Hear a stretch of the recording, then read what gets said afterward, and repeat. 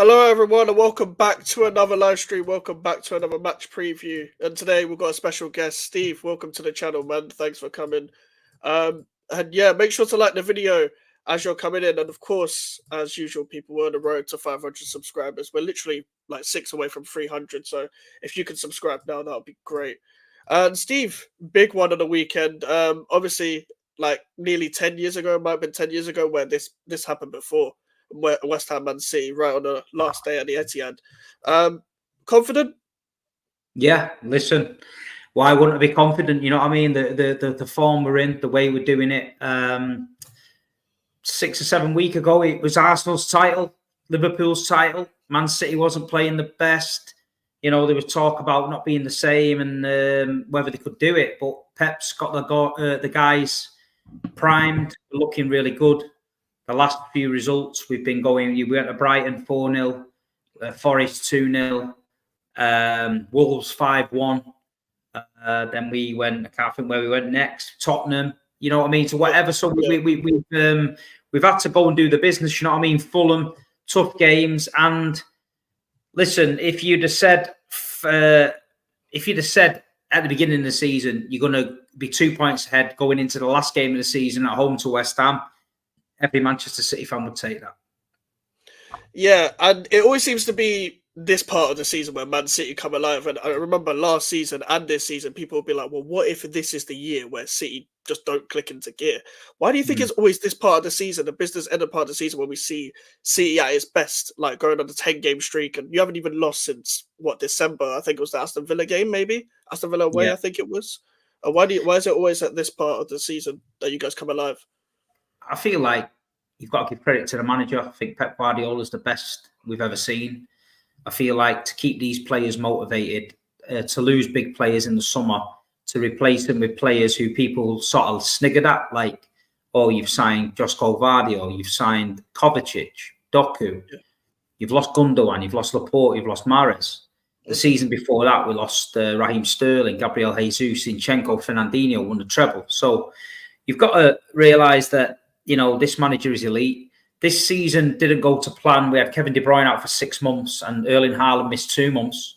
But I always say, as a City fan, if we're on the coattails of the other teams near the top coming to the last 10, 12 games, that's when Manchester City, you know, they get the job done. And as you've seen, the pressure's been on this last few weeks. Liverpool and Arsenal both had a weekend where they dropped points to Palace and to Villa, and they slipped. As soon as you slip, Manchester City are in, they take advantage, and now we're in the driving seat. Yeah, and obviously there's been circulating rumours already about Pep's next year being his last season. But David Ornstein said that there's been talks about it, but there's nothing concrete, or I've got no proof of it. Do you think it'll be his last season next season? I think the same. I think next May will be his last. I feel like he's got nothing else to achieve in English football. I think he came with a reputation, oh, you can't play this football in this country. You won't be able to get away with that in the Premier League. And he's destroyed it. He's destroyed it. He's adapted to it. He's, you know, last season, Nottingham Forest away, 1-1. We come out the ground. We wasn't looking like title contenders. And he changed it to a flat back four of centre-backs. We won the treble. This season, he brings in Kovacic late in the season into midfield. He gets Guardiola playing a little further up the pitch and putting Grealish on the inside. There's a few little tweaks he's done, but that just shows what kind of manager he is. But, yeah, it's so exciting. 4 titles on the bounce, never been done in English football. You know, people like to talk about Manchester City, that they've got no history, etc., blah, blah, blah. But we're here creating history. You know what I mean? The history in the last 10 years at Man City, doubles, trebles, 3 in a row, 4 in a row, Centurions, etc. It's better than most teams in 100 years. So we just got to get it done on. We've got to get the job done on Sunday, and then we've got the FA Cup final next week. George already in the chat saying congratulations, City. I know you're a West Ham fan as well. Big up Rob in the chat as always. But yeah, I think most West Ham fans are quite content with you lot beating us. Like literally, Moyes literally came out last week and said it's going to be hard to beat Manchester City's under 14s. And I think for the people at home that were obviously on about Moyes in and all this. I think you're seeing this mentality already. I think you're seeing this mentality where he knows he's going. His true mentality is coming out. He can say all he wants to the media and stuff about, oh, we're doing well, we want to challenge against every team. But now that he knows he's going, he knows against these big teams that he pretty much forfeits in his head. That's why we don't win against these big teams. That's why you get that odd result against Arsenal away and Tottenham away. But like, I know there's a lot of City fans that are going to be maybe like, it might be like a bit like QPR, Aston Villa, but there's nothing in this West Ham team. Like, if people have seen Chelsea away, 5-0, Palace away, 5 whatever. Like, this is we gave up. The players have given up. Like we'll sit back with defenders that cannot defend. But with Pep as well, I feel like despite how good he is, he probably doesn't get the credit he deserves still. And I don't get that. And I feel like this is a major moment in the Premier League history where someone has won 4 titles in a row after a treble season. And whether people like it or not, it's going to get talked about as one of the biggest achievements ever, because you can't hide away from facts. Man United done well to do 3 in a row, and nobody's done it since. Nobody's done the treble since Man United. But Pep has shown that he could do that as well after being doubted from all those years when he first came into the Premier League, and be like, well, how is he going to play his football in this league? Meanwhile, everyone's playing his football now. Everyone's trying to play Pep football. Everyone's trying to play out from the back and all that. But it is also important that City refresh their squad. Just like Manchester United, they refresh their squad every year. But did you feel in the summer transfer window that Doku, Gvardiol, Kovacic was enough at the time? No, probably not. But we just got to trust the manager. You know what I mean? He seems to pull these signings out, and he seems to get it right. But he's proved to be right. I think Jeremy Doku came in; he was very exciting, and then we realised he was a little bit raw. I feel like he's calmed down a hell of a lot. I feel like the coaches have been working with him. I feel he's a different player now. Kovacic brought the experience from the Real Madrid days and the Chelsea days, so we knew what he was bringing.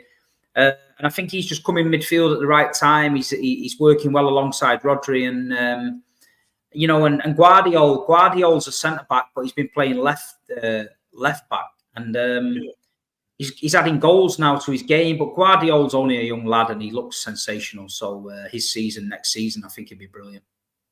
Yeah, when I first was watching Gvardiol into the City team, I remember him being so high up the pitch, and I was thinking, what on earth is he doing now at the start of the season? But now we're seeing him score goals. He's on the same, I think he's overtaken Gabriel Jesus, so he's on the same amount of Gabriel Jesus for Arsenal as well.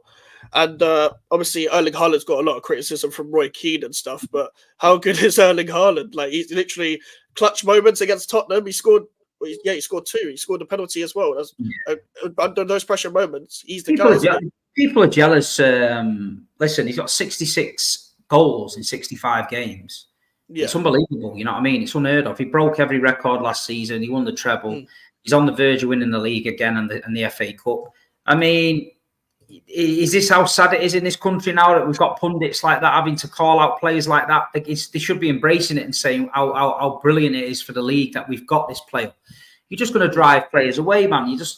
But we know Roy Keane's personal with his dad and stuff. We get that. But, I thought after he'd retired, he could have mellowed out a little bit. But listen, the best way to shut Roy Keane up is go next week to Wembley and beat his team and then, shut him up. Yeah, right in front of him as well. That Erling Haaland even responded on another company's interview, like, I don't care what that man says. Like, I think everyone knows Roy Keane has some hidden thing with Haaland because of the whole history of his dad and stuff. He even denies to this day that he didn't end Alfie Haaland's career and all that as well. So we already know what he's like. And he doesn't even like any footballer. I don't know a footballer that he likes. Like, the guy does not like anyone. Like, I remember even when Casemiro first joined Man United, he was embracing him and stuff. Now he doesn't like Casemiro either. Like, he doesn't like anyone at Man United. He doesn't like anyone in football. He didn't like Declan Rice, by the way, when he was at West Ham. He was like 100 million and all this. So look what Declan Rice is doing now. And I think the one thing we don't want to see, though, is Declan Rice lifting a Premier League title for Arsenal. And there's nothing against Declan Rice personally. It's just that you're at Arsenal now. I don't. Yeah. I've seen better. I've seen worse at West Ham. I've seen Payet as a footballer. He's better. Declan Rice has been the best in terms of application and stuff. But I don't want to see Declan Rice lift a Premier League title for Arsenal. Two things I wanted to ask you. What about Calvin Phillips? I know he's he's not the greatest time. And what about Paqueta? Do you think he's going to end up at City? I definitely think he's going to end up at City. And with Paquetá, it's funny because if Moyes got what he wanted, he would have been gone, and we would have had Harry Maguire at this club and McTominay. So we would have had some midfield of Ward-Prowse, McTominay, and Alvarez, or Ward-Prowse, Souček, and McTominay, which is literally I cannot explain how bad that would have been to watch. It would have somehow been worse. And Paquetá, the problem is with Paquetá now, he's getting a lot of criticism from West Ham fans now because he's linked to so much speculation in the transfer window. They think his head's like turned the other way. My problem is I think everyone's head's turned away now because they knew that the manager was gone and they're just done with these tactics, in my opinion. The only person that's actually playing for something is Antonio because he always plays for something. The guy will never not down tools. Like the guy has saved us so many times year in, year out, Antonio. And Jared Bowen wants to get to the England squad. So he's going to carry on. But Paquetá's definitely moving to City. Like, there's no one else linked with him. But what I would say is I wouldn't accept any lower than his release clause just because there is a release clause there. I think just go and trigger it sort of thing. Like with Calvin Phillips, I did a video in last summer saying I didn't want him in the first place. I never wanted the guy just because personally for me, when I watched that Bielsa team under Leeds, like a lot of players were getting hyped up at the time. Jack Harrison, your Patrick Bamfords, etc. And when you look at when Bielsa has left Leeds, all these players now, none of them are doing as good as they were at Leeds. Even Rafinha at Barcelona, he's had a lot of criticism since leaving. I think Bielsa got the best out of what he got. Calvin Phillips was a 10 before Bielsa came in. He then was a number 6. He did well. But even when he was playing for England and stuff like that, I was like always saying, don't compare it to Declan Rice, please. Everyone was doing the whole swap Rice for Phillips sort of thing. Everyone was trying to hype that up and like, City can get Rice and West Ham can just get Phillips. No, please, no. I never wanted him. And listen, like it was a low move. It was maybe some of the criticism was harsh, but I never wanted him in the first place. So I don't really have any energy for him in the first place. And against Newcastle, that was a disgraceful substitutional performance when we lost 4-3. Not the penalty, but he got skipped by Harvey Barnes so easily. And as you're meant to be this ball-winning defensive midfielder, I'm not seeing it personally. I'm assuming Calvin Phillips is going to leave this summer for you. Yeah, listen, I've spoke to Calvin a few times, and I know his time at City was hard. And I feel like when you've got Rodri in front of you, I feel like it's always going to be hard. You're never going to be Rodri. You're going to come in. You're never going to be the same. I feel like the best solution for Calvin would be Leeds to get promoted and maybe City send him to Leeds or sell him to Leeds cheap or whatever. Let him go and do his stuff because he's such, off the field, he's such a good guy. Really good guy, really good person. But his career's just took a little bit of a battering at the minute. I think he just needs a refresh. Yeah, I think we've also got to be what we got to stop doing, and I think this will stop under Moyes, where we got to stop being that club that can save people's careers and get them in for a low move. Just because it worked for Lingard does not mean it's going to work for everyone else. And even with Lingard, he made his own decision to not join West Ham and to join Nottingham Forest because they flown him out and made more efforts to help him join, which is ridiculous. Something weird has come out just now about Arsenal and Vladimir Coufal. I don't know whether you've seen this. No. Let me have a look at this. So this guy has texted Vladimir Coufal, bro, please just draw against City for us. Free coffee for life if you get a draw. I think this guy's an Arsenal fan and he does coffees where Vladimir Coufal goes. Hello, mate, I want to win there, but you are asking for just a draw. And now this all been made as a headline. Like, Arsenal fans are getting desperate. They're getting really desperate. They're getting desperate. They've spent more time this season begging other teams to beat Manchester City, but when they had the chance to beat Manchester City at the Etihad, they came and didn't go over the halfway line. So they're a sad bunch, mate. They're a sad bunch. They're going to get the medicine on Sunday. Manchester City and West Ham have got a great relationship. The fans, no problem with each other. Stems from the 80s when Manchester City were going down at Upton Park and the fans invaded the pitch and they clapped each other off. And there's been this Man City West Ham sort of loving for a while. So Manchester City couldn't pick a better club to play in West Ham. And I'm just hoping that we all have a great day on Sunday and the West Ham fans and the Man City fans, we do the Poznan together at the end when we lift the cup. I so wish I was there in the away end, would have been fantastic. I would have just relaxed. That would be the most relaxing day ever. Yeah, yeah, Like, I made a video again last summer about this Manchester City West Ham thing because, funny enough, we won the Conference League. Then a few days later, you won the Champions League. yeah. And there was this whole and there was a whole stuff of like West Ham and Man City then. And I was making a video on it, and a lot of fans commented different things about, like, some of them grew up in Manchester as West Ham fans, and Mhm. they just prefer the Manchester City lot, or some of them grew up in London and they just hang out with the West Ham fans. Like, it's always like, I did, like, even my parents didn't even know about the whole Man City stuff, and they're West Ham fans, like, been for years, since like 60s, 70s, and 80s and stuff, and they didn't even know about it. And I remember when you guys won the title last, you pitch Yeah. invade, and then you clapped off the West Ham fans who were just in their way, and it's always been a thing since then. And funny enough, every ex-player that both of us have had have always done shit for us. They've always done really good for you. Even Pellegrini, funny enough, Pellegrini was shit for us. Joe Hart was not good for us at all. What about Zabaleta? Joe, I feel sorry for him because, like, we was going through a phase of buying people at the end of their career, and he would do a solid job, but at the end, his legs were just gone. Yeah. Like that was the season where Pellegrini got sacked, and then he left in that season. So I've got nothing against him. He wasn't great for us, but he wasn't awful. Like, he did his best. He brought leadership, and he tried to help a youngster at right back that was coming through at the time, settle in almost. And this had been a thing with Arsenal fans. I think Arsenal fans forget. What were you doing all last summer? You were telling us that Declan Rice. Why are you charging 100 million for Declan Rice? You said that Thomas Partey was better in the combined 11s. And then when you got him, they're now comparing him to Vieira.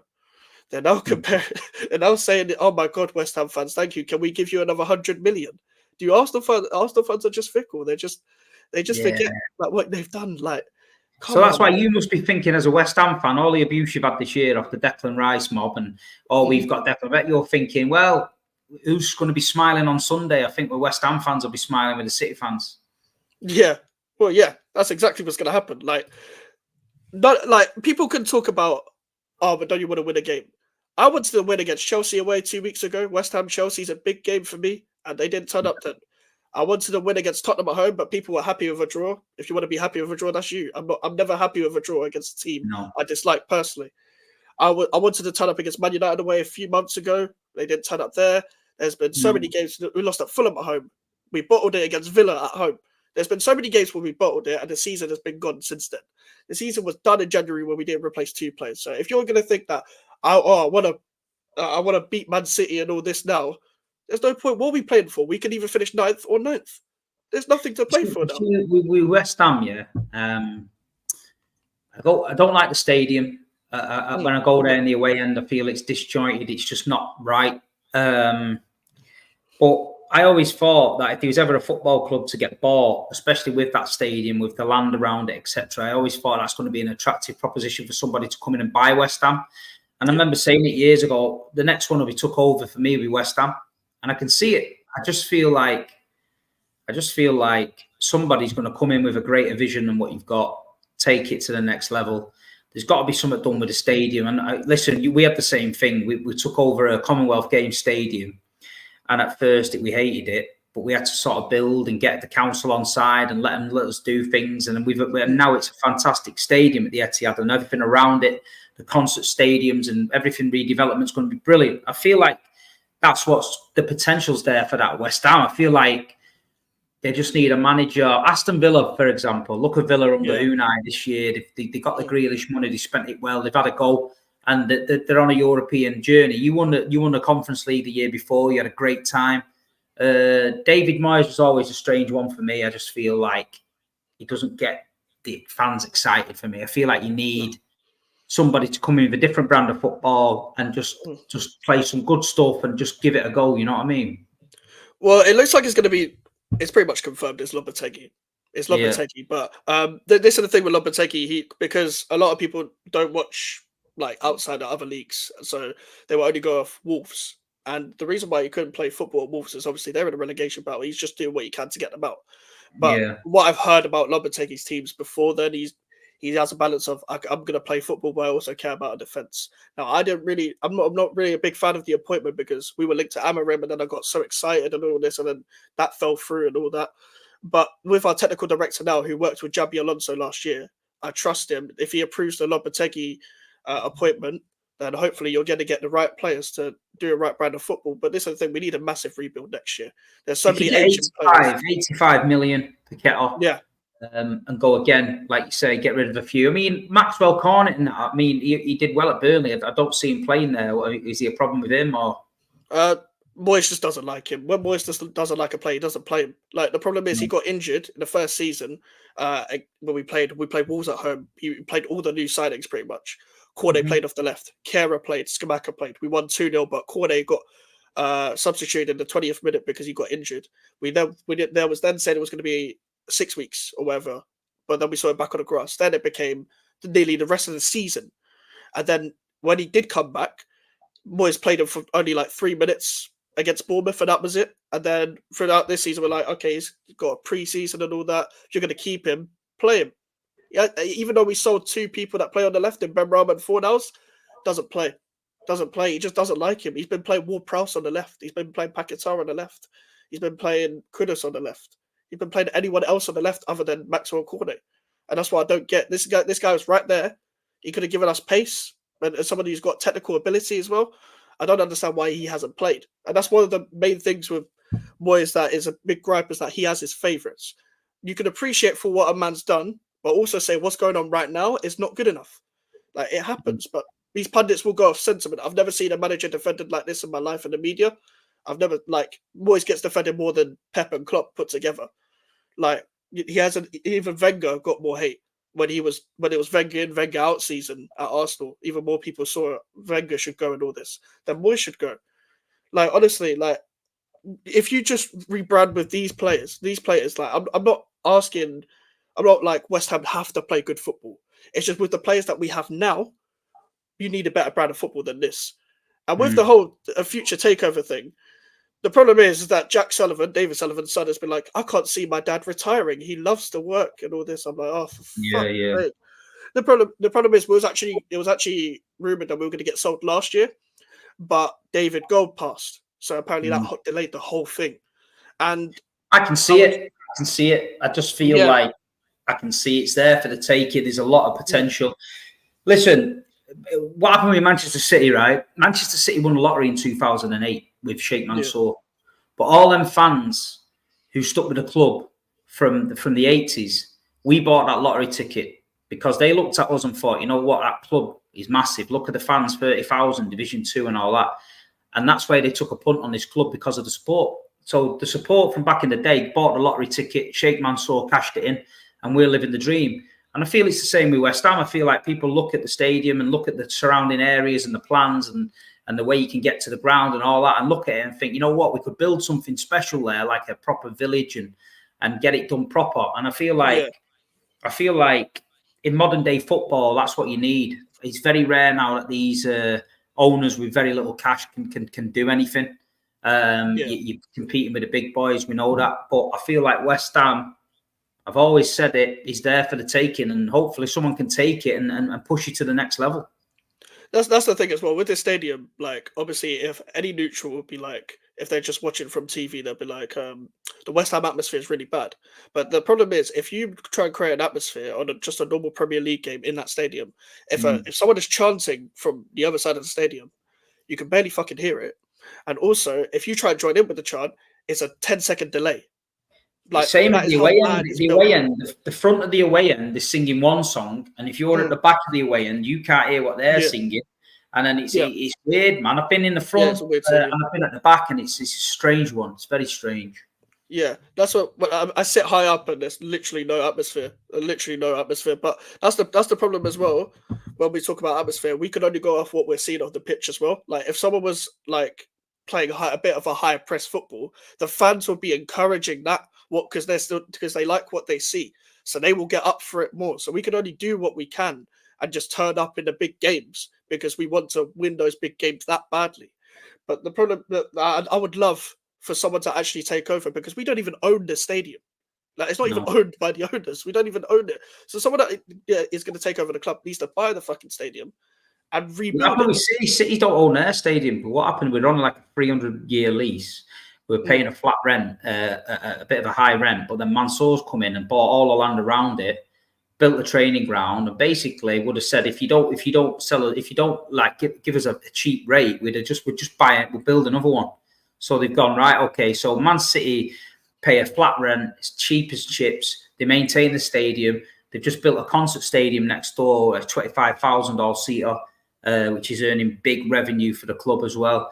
And there's all sorts going on. So, I think one day, mate, I feel like West Ham will be the one to be took.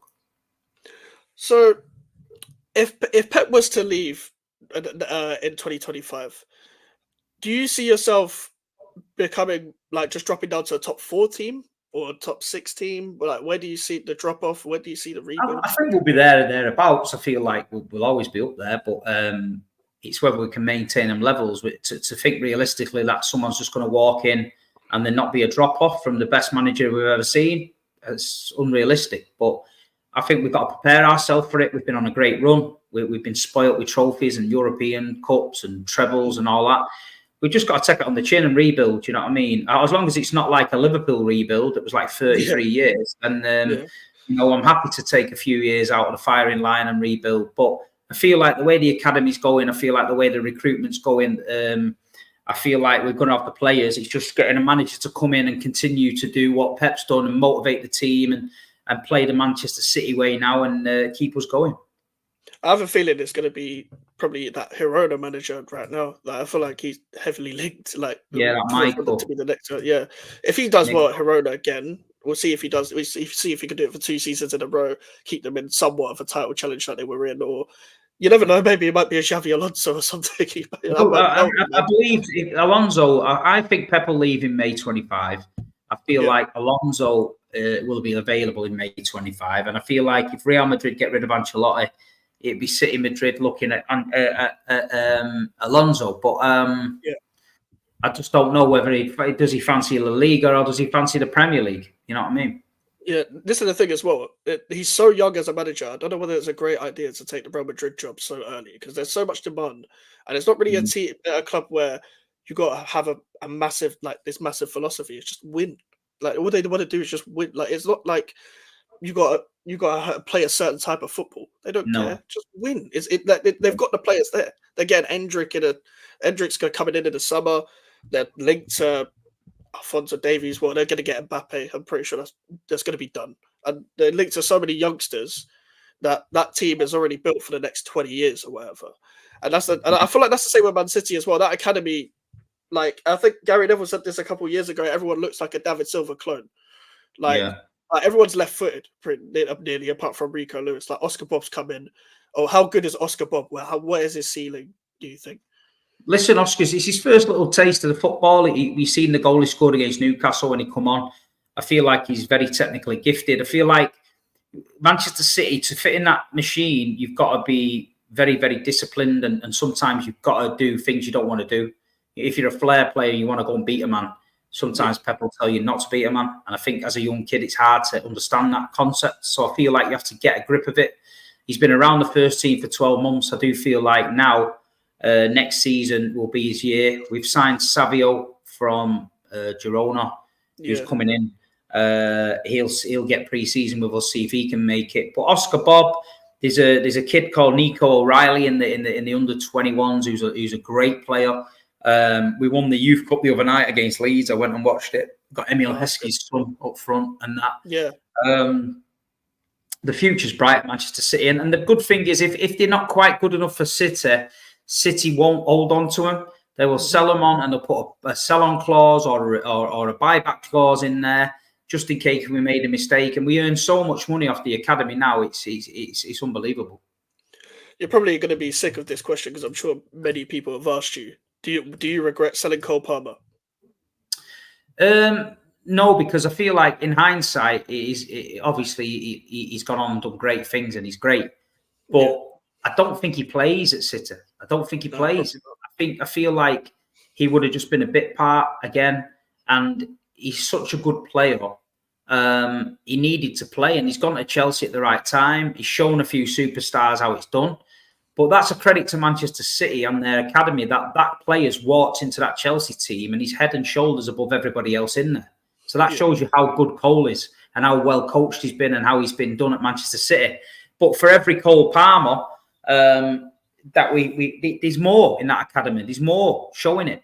And I spoke to Cole at Charity Shield after the game. We were doing some stuff for City TV, and he was convinced that he was staying, basically. But it's come out since that Burnley were on the verge of signing him, PSV Eindhoven wanted him, Brighton wanted him on loan, but then he wanted to go permanent. But listen, we got 45, 48 mil, whatever it was, for a player that wasn't playing.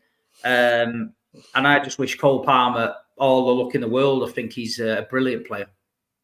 That's the thing. We were linked with him as well. It was actually said by an ex-West Ham employee. Everyone that's watching as a West Ham fan knows ex-West Ham employee, like literally the most elite source ever. And he was linked to a swap with Paquetá, maybe. Like if Paquetá was to happen, Cole Palmer was discussed. That would have been brilliant. Could you imagine that? You would have come to City, you would have got Palmer. You're getting an asset. He's worth 100 million, Palmer now. Easy. Yeah. Easy. That's the thing as well. Chelsea looked like a completely different team without him. Now, Chelsea are on a good run of form now, but I watched that Arsenal game. They had no direction without Palmer because they play Madueke and Mudryk. Madueke, there's a player somewhere in Madueke, and Mudryk's a headless chicken on the left. But Gallagher, Caicedo, Fernandes, and all of that, they have no idea without Palmer. Palmer's the creator. They always pass to Palmer. It literally, Pochettino said it himself, pass to Palmer. Romeo Lavia was from us as well. But Romeo come through a season too early because we had Fernandinho Rodri. And I don't think that Romeo could have held the Fernandinho role to back Rodri up. So I think City thought, you know what, we'll let him go. We earned a lot of money off him. But his injury's been horrendous. But he's another one come through the academy. And like I say, you look at Pedro Porro at Tottenham. He was ours. Yeah. You look at Felix Nemecha, went to Dortmund, 40 million from Wolfsburg. He was ours. You're looking all around. Jeremy Frimpong, he might come back, Frimpong. You know what I mean? He might come back. But you look all around Europe, Brahim Diaz and everyone, they're all playing at the elite level. They're all from Manchester City Academy. So we just signed El Chivera from Argentina. He's the under-17 captain. He's coming in January. We've signed Savio. We've got Yankuto, who's on loan at Girona, who's the Brazilian right back. So he's ours. So we need a new right back. He's there. Look at Stefan Ortega the other night. Comes out, sub-goalkeeper, saves us the league. He's class. Yeah. He's class. Anyone else, any team in the world that I'd love him as a number one. We've got him as a number two. It's mad. But I feel like City's academy and that is bearing fruit now. I feel like you've got to be in an elite level to get in the first team at City now. But I feel like all them academy players could get in a Premier League team. They're that good. Yeah, honestly, the academy is sensational. Big up Blank in the chat, West Ham win, I'm calling it. You're a Real Madrid fan. I know you're trolling, bro. Big up. I can't believe there's 7 people in the thing. Make sure to like the video, people, and subscribe if you're new. Someone that was linked with a move away and keeps getting transfer speculation from your club, and the sources aren't great, but I want to know your opinion. Jack Grealish, do you think he leaves, stays? What happens with him? No, I feel like he's had a good season, Jack. I feel like he's been injured and that. I don't know. We've seen it before. I can't see him leaving. He's on a good thing. He's playing when he's fit. He's playing. He's just won the treble. He could possibly win the double again. He's had to change his game a lot, Jack. You remember we said before that these players sometimes have to do things you don't want to do. Yeah. He's had to go from a Villa number 10, basically going left, going right, putting in, shooting, goals, assists, to being get out on the left, drag 2 defenders out, play the simple pass, don't beat the man, do this. And it's hard when you're in a Pep Guardiola machine, but you're an important part of it. If you're willing to buy into it, you might not play the way you want to play, but you'll win and win trophies. But I feel like it's down to Jack. I feel like if he wants to stay, he'll stay if he knuckles down. But if he's been any discipline, sometimes we get rumours of discipline issues with him, maybe like coming in late or maybe having a few beers when he shouldn't have a few beers and that. If they're true and Pep's had enough of that situation, he could possibly replace him. But I haven't really heard too much about it, so I wouldn't take it serious. Yeah, that's the thing. I think that's just a bit of a stigma on him, like because he likes to have fun as well. When Mm. there's times to have fun, I feel like there's always going to be a stigma on him, maybe having discipline issues. But this is a guy who loves his football. He's one of the maverick type players. We saw it at Villa, and he might not want to play the way he's playing, but you saw the way he felt after the Champions League final. I watched the City documentary after that Loved Champions it. League final. Like literally, that's what it does to you when you win a treble. I'm pretty sure he'll be fine playing like that if he's winning things. He might not be Of course. completely enjoying his football as an individual, Got a but lot he of knows the team is abuse. first. Got a lot of abuse for leaving Villa boy. Yeah. But that 100 million saved Villa, in my opinion, made him a better club. And Jack went on and won the treble. And like you say, is what else can you want him to do? You know, when he retires, Jack Grealish, he'll have one of the best trophy cabinets in English football. Yeah, exactly. And I think I do agree with you about it saving Villa because a lot of people go through FFP issues right now. There was rumours of Aston Villa going through FFP issues right now, but look at their recruitment since Boubacar Kamara, like people like Moussa Diaby ain't great, but he's doing a job. People like Leon Bailey is there. Like look at the way Emery is coaching them now. Like it's all Yeah. worked out for the better. I don't think they're not going to care if you sell, even if you sell your best player, if you continue to be ambitious and keep rising up the table, nobody's going to care. That's why if Declan Rice was when Declan Rice left, I was resonating to the fact that he was going to leave that season. I knew it wasn't going to be the previous season or the season after or whatever. I knew he was going to leave, but none of that would have mattered if we had challenged for Europe and all that. And that's why Moyes lost it for me, where he was like, well, he already lost it for me a long time ago, but against Chelsea when we got battered, he was like, Declan Rice, that's the reason why we conceded so many goals, which is actually a backhand slap to Edson Alvarez, a man who plays in his position and didn't play him the next game. So I think it's very obvious that Moyes fell out with Edson Alvarez. But yeah, make sure to like the video, people. Steve, on the weekend, should Pepper keep an unchanged side, or should he change? What should he change? Like, who do you trust in his last game? I think he'll just keep an unchanged side. I think he'll keep it. Edison might not make it. He got a bit of a whack, but Ortega's good enough. He might start Grealish. He's not been starting, but we just got to get the job done. Listen, Yeah. we're 99%, and you can't blame Man City fans for being confident. We're so confident to do it, but we've still got to go and do it. You know what I mean? We've been in this situation before where it's been a bit sticky, but we've managed to get out of it. I just want a nice, easy win, nothing crazy, nice and relaxed, win the title, you know, and just get the job done. Nice 2-0, 3-0, something like that. I don't want West Ham scoring early goals and everyone panicking. I just want it to be a nice, relaxed game for us. You know what I mean? I can tell you for sure that it's not happening. It's not happening. We're not going to even try and get the ball. We're just going to sit back and then do whatever. I thought it'll be like the City West Ham game pretty much last season at Etihad, but just Jarrod Bowen will go on a run. Antonio might wrestle with a couple centre backs, but that is all we're getting of the ball. We're pretty much watching Man City win. That is it. Like I've never been more confident of a loss ever, probably. And I've watched a lot of bad West Ham sides, but this is Man City on the last day. Is it nothing for you to play for now? No, it's nothing. There's nothing. Literally nothing. Like we can finish 9th or 9th. Like And we're that's it. finishing. Does that get you Conference League or anything? No. No, we can't finish there. Like we fucked it a few weeks ago, pretty much. But mathematically, it was officially done like last week, I'd say. Even though we beat Luton, So Chelsea were on the rise. Yeah, we're fully on the beach. But this side's been on the beach for like 3 months, even though we've had something to play for. Like apart from the Leverkusen game, we've been on the beach for a long time. Like they couldn't be on the beach at Tottenham at home because there would have been chaos. There would have been fucking riots if you lose to Tottenham at home. We haven't lost to Tottenham at home in years. But they've been on the beach against Palace, Chelsea, all these teams. Like, and you look at us, going and smashing people. You know, it makes you think. You know, just think City just got to go and do it, mate. We just got to go and do it. If Man City really wanted to, I'm not even taking the piss. If they really wanted to, they could break all kinds of records. They could genuinely put 10 if they really wanted to.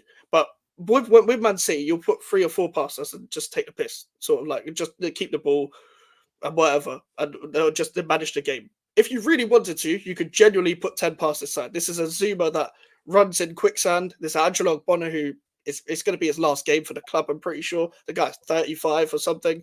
This is a Vladimir Sufal who's heavily overrated, and this defense has been shit this whole season, and it's the defensive manager. So we're just going to invite pressure on. Edson Alvarez won't be playing, so it'll be an unbalanced midfield of Ward-Prowse and Souček. Paquetá will be tracking back all the way at left back to help Emerson.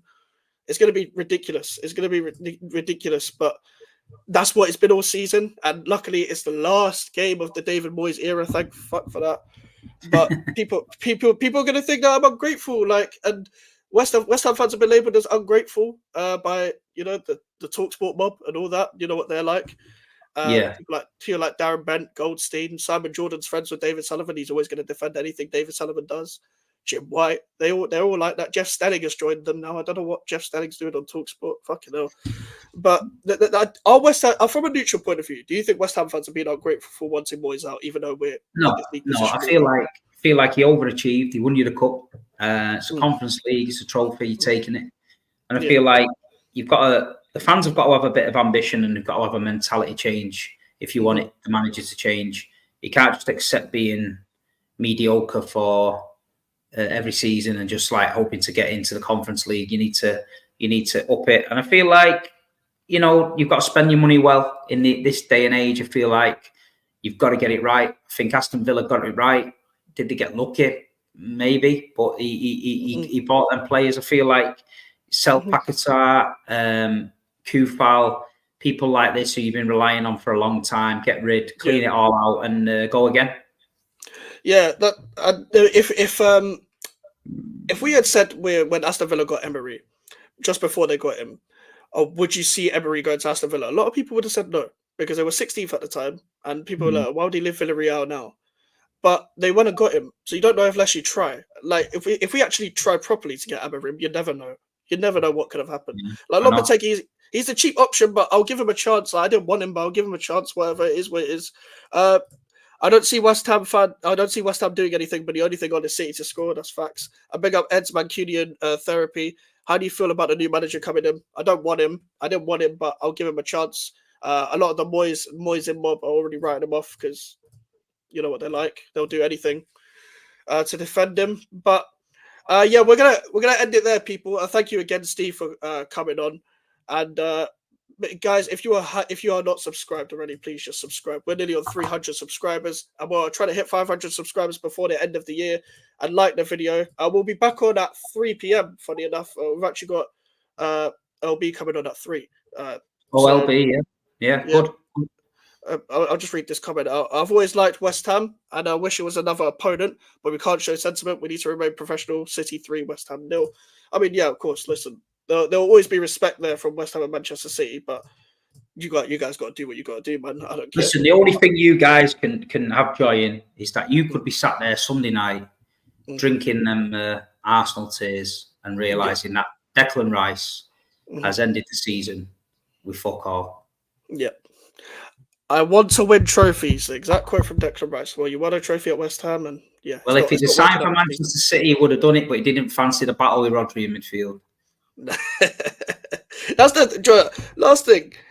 Arsenal fans, don't ever buy into the narrative that Declan Rice rejected Manchester City for your project. You paid the money. You paid the money. That is it. Man City made a bid. It was the exact same bid as you made, and we rejected both of them on the amounts. You made the bid that we wanted. We accepted it. Now he's at Arsenal. Yes, he would have preferred to be in London, but any person with a brain is going to go to Manchester City over Arsenal. Well, listen, it is what it is. He's good players, had a good season, but the trophy cabinet, he's still there, apart from what he won at West Ham.